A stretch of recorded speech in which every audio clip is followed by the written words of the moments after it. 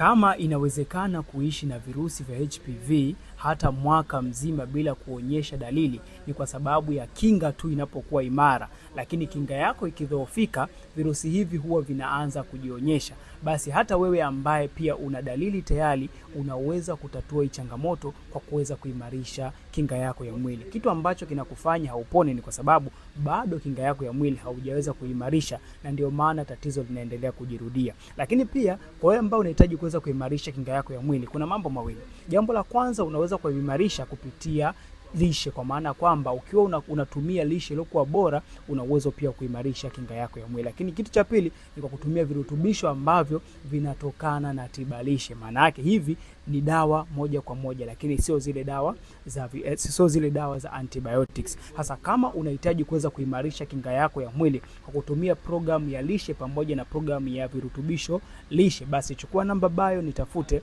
ili niweze kukusaidia kuweza kupata hiyo program pamoja na hizo dawa ili uweze kuimarisha kinga yako ya mwili. Hii ni wewe ambaye tayari umeshaona dalili, lakini pia hata kama bado hujaonyesha dalili, unaweza ukafanya hivi na ukawa salama kwa wakati wote.